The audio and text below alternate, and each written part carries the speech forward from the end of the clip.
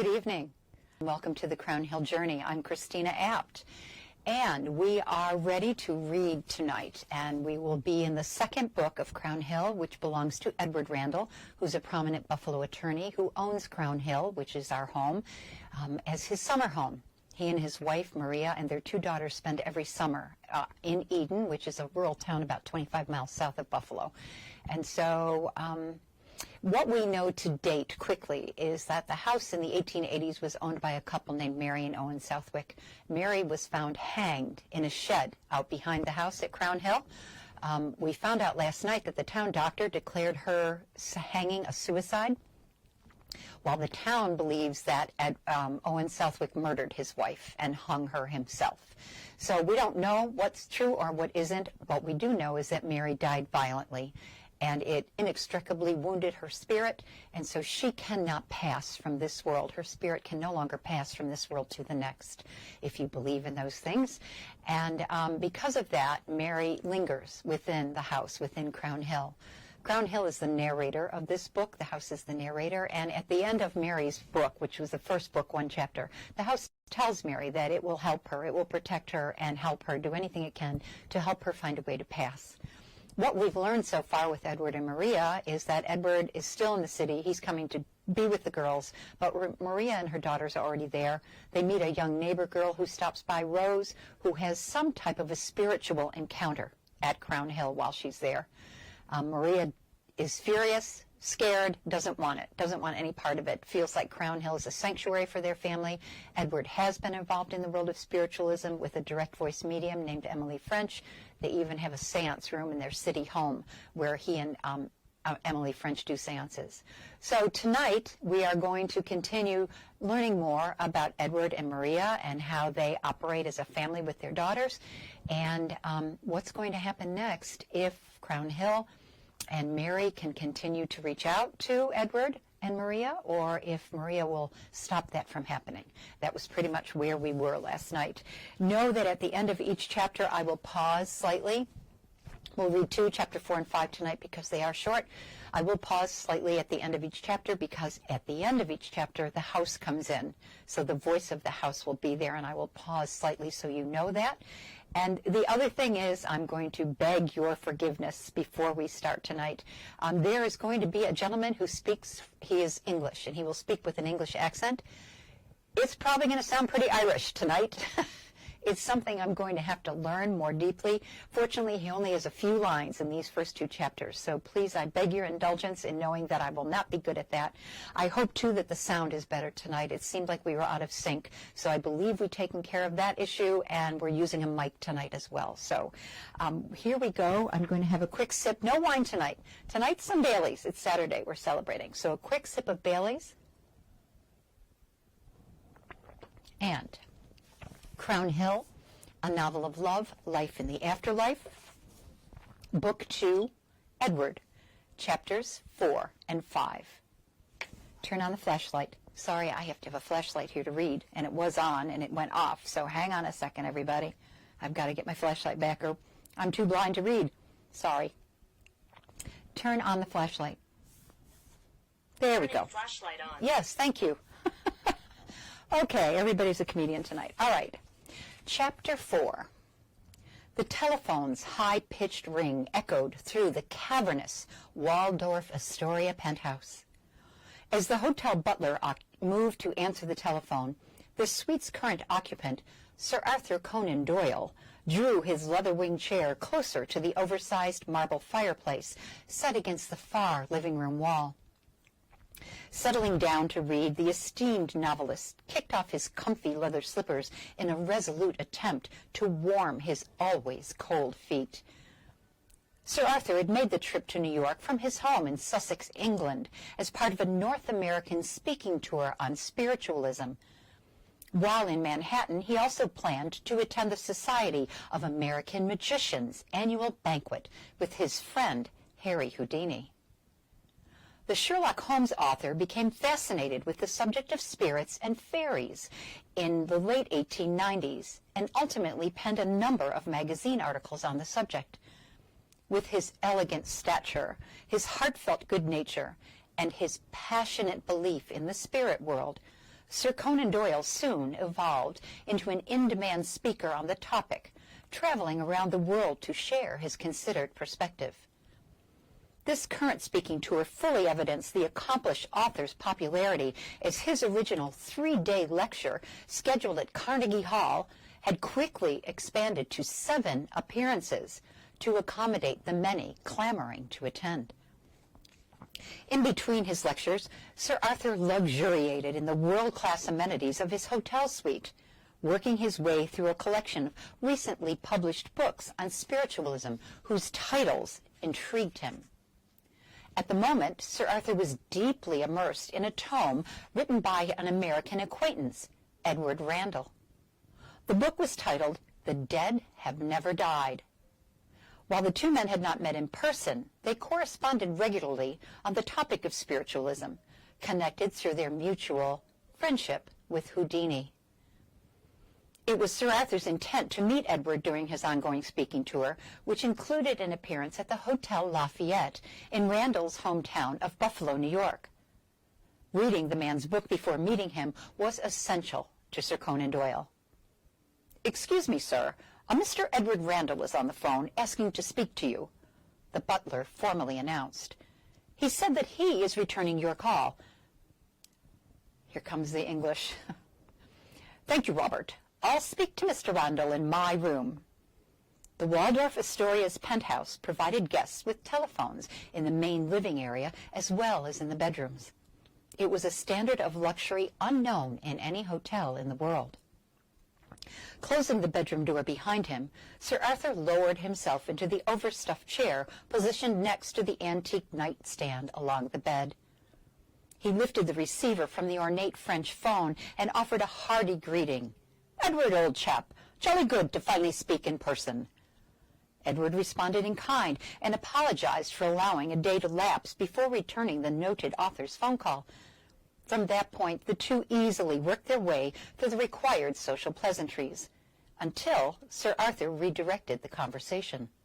"I say, Edward, when I complete my lecture here in New York, I'm engaged to speak at the Hotel Lafayette, which is right in your bailiwick. I was wondering perhaps if we might meet and enjoy some conversation over a spot of tea or a fine malt."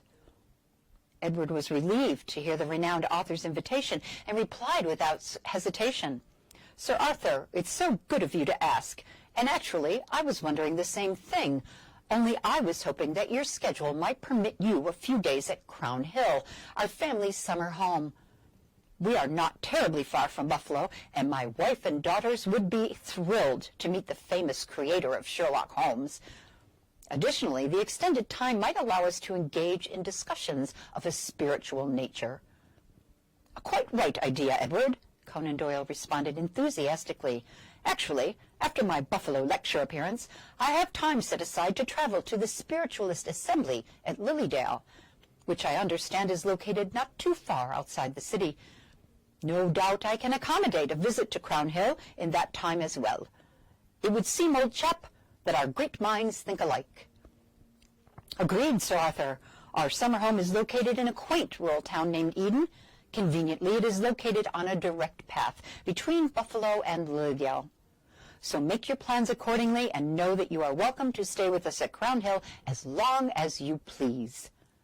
"Jolly good, Edward, and many thanks for your most gracious invitation. I will make my plans accordingly." Exchanging proper goodbyes, the two men completed their conversation with the promise to soon reconnect. Pleased with the results of his telephone call, Edward headed to the dining room where Maria and the girls were engaged in their post-dinner ritual card game. Upon sharing the news of Sir Arthur's impending visit, Maria and the girls instantly began planning a summer party to honor the famous author. Wait, ladies, wait just a moment." Edward raised his hands in a tension-grabbing exclamation. "I'm not even sure when Sir Arthur will arrive at Crown Hill, so before you start inviting people and preparing food, let's first wait to hear his plans." It was always that way in the Randall household. Maria loved to hostess for any and all reasons, and her daughters were definitely following in their mother's footsteps. "Well, it doesn't hurt to plan, Edward," Maria responded in playful retort. "It takes more than just a day to put together a party for someone as important as Sir Arthur Conan Doyle, my dear." After almost 25 years of marriage, Edward was intimately familiar with his wife's tone. He also knew that when she made up her mind, the best litigator in the world could not change it. In acknowledgment, he kissed her softly on the cheek and replied, "Yes, dearest." Then, with oil lantern in hand, Edward retreated to the study off his bedroom on the second floor, leaving his girls to plan a way to their heart's content. Truthfully, Maria and the girls fussing over menus and decorations was exactly what Edward had hoped to accomplish by inviting Sir Arthur to Crown Hill. Their excitement was the perfect distraction from the still disturbing Rose incident from the day before. Edward and Maria had discussed the occurrence at length after breakfast that morning while the girls were outside picking berries. His wife was concise and clear about her feelings. She did not want to discuss what happened ever again. Maria then strongly stated, she did not want Rose to return to their home ever again. She then strongly stated that if either of those things should happen, she and the girls would pack up and return to Buffalo, or perhaps even travel to their family camp in Bear Lake, Canada. Edward was fully aware of his wife's strong spirit, yet he highly doubted that she possessed the courage to spend the summer with the girls on her own. Just the same, he had no desire to test her resolve. The good news was that since Edward's arrival, everything at Crown Hill had returned to its peaceful and normal nature. Now, with his plan to invite Sir Arthur perfectly in order, Edward was hopeful that his family could move past the unsettling Rose experience as if it never happened. He did, however, intend to fully discuss the incident with Sir Arthur during his time at his family's summer home. He was sure that their shared expertise would allow for a resolution as to what had actually happened at Crown Hill and why. Sitting at his desk, Edward felt smugly satisfied. He reached for his pince-nez glasses and placed them firmly onto the bridge of his nose. The disciplined barrister then took pen in hand and began writing a review of the events that had occurred with the young girl, as he recalled Maria explaining them. He would need details for Sir Arthur to consider. It was only minutes before Edward's self-satisfaction was shattered by a wailing scream that piercingly invaded every inch of the house. In immediate response, Edward jumped up, knocking over the desk's inkwell in his haste. Sprinting out of his office and down the back stairs 2 treads at a time, he could hear Maria and the girls repeatedly shrieking his name. Darting through the kitchen, Edward raced into the dining room where he slammed into a halt. There, before Edward, stood his family, seemingly paralyzed, their eyes locked onto the dining room sideboard. As he turned his gaze to the oversized oak hutch, Edward saw something dramatically different inside the mirror, something that had never before appeared. It was the tortured face of a woman staring into Edward's eyes and speaking to him directly, speaking words that he could neither hear nor imagine.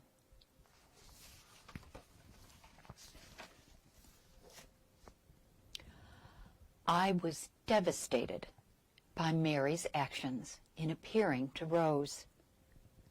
After the many years I had cared for her, tried to keep her from complete despair, she was now destroying everything with her impatience. When she withdrew into me after appearing to Rose, I strongly admonished that if she did not remain quiet and away from the Randalls, I would no longer provide her shelter. It was the first time Mary and I had ever shared unkind words or sharp responses.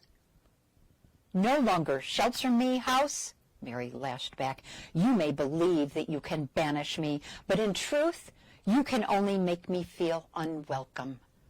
And I will tell you that the pain of your disapproval is not enough to stop me from doing whatever I need to pass.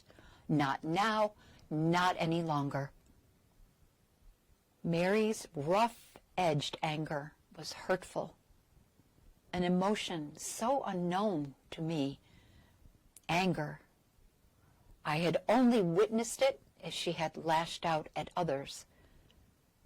In response, I retreated deeply into myself, closing all access and leaving Mary isolated and alone. As that agonizing night passed into a new day, I decided to try and approach Mary with the kindness and love that had long connected us. Yet, before I could reach out to her, I felt Mary summoning all of her strength and power from within me. Suddenly, a force like a tidal wave of energy surged through my being. I had no idea what to think or expect. I had never experienced such intensity in my existence. It was then that my worst imaginings became real, as I heard the screams and witnessed the fears of Maria and the girls, as Mary revealed herself to them, materializing in the mirror in the image of the woman she once was. From that moment, there was no turning back. Mary had removed her spirit from my care and was now lost to me, completely out of my control. Chapter 5. Although Edward had participated in over 700 seances and spiritual gatherings in the 20 years he had partnered with Emily French, he had never witnessed anything quite like the vision before him in the mirror. Further sensationalizing the phenomena were the terrified pleas from his wife and daughters. Oddly, Edward was divided in his reaction. His heart demanded that he comfort his family and protect them from what appeared to be an invasive spirit. Yet his lawyer's intellect challenged him to further investigate the apparition before him. The decision was ultimately made for Edward, as in a split second, the woman's image vanished from the mirror. An eerie silence fell upon the house, as if all life had been completely withdrawn. The unnatural quiet was followed by a cold air that frosted the dining room and forced all of the Randalls to take deep, sharp breaths. Maria was the first to speak. "Edward, what is happening?" she begged in a desperately whispered voice. Edward's brain felt somewhat frozen, his words forming like icy, leaden drops. "I'm not sure. I don't know," was all he could manage as a response. It was Maria who finally took charge of the unsettling situation. "Girls, I want you to go upstairs to your rooms now," she ordered while protectively wrapping her arms around each daughter. Before the two could protest, she handed each child a candled lantern and pushed them toward the front hall stairway. "Light the globes in the hallways upstairs and in your rooms. By the time you have done those things, I will be there with you." Without protest, both girls obeyed their mother, fear proceeding their every step as candlelit shadows taunted them along the stairway and into the long, dark second-floor hallway. Once the children were out of earshot, Maria turned to her husband. Edward was practically unaware of all going on around him, standing still entranced by the sideboard mirror. Maria's words sliced through the space between them. Edward, I cannot stay in this house, nor will I place my daughters in jeopardy by spending the summer here. While I don't blame you for what is happening, there is clearly something, or perhaps I should say someone, who has invaded our home and become determined to be known or acknowledged. While I am sure that the idea of such an occurrence is quite intriguing to you, it is completely unacceptable to me. In the morning, I'm going to take the girls and return to Buffalo. While Edward was aware that Maria was speaking, he was unable to grasp the impact of her words. His brain instead raged with the image of the woman's tortured face that had only moments ago demanded center stage in their dining room. Who was the woman? How was she appearing from inside the mirror? And why? Why here? Why now? Again, from his work with Emily, Edward was accustomed to the voices of spirits emanating from all corners of a room. As well, he had often seen photographs from spiritualist believers who claimed their murky black and white images to be ghostly apparitions. Yet never had Edward actually seen a spirit, if in fact that was what he and his family had just witnessed. Edward! Maria spit his name out of her mouth. Are you listening? Do you even hear me? Edward had no idea what his wife had been saying over the last few minutes. It wasn't that he didn't care. It was more that he was finding it impossible to get his brain to focus on anything other than the haunting face in the mirror. For the last time, Edward, do you hear me and do you understand? The girls and I are leaving. The anger in Maria's usually kind and loving voice jolted Edward to reality. This time he definitely heard and comprehended his wife's words and realized that if he wished to avoid a long summer apart from his family, he needed to think and act quickly. Maria, dearest, can we talk about this?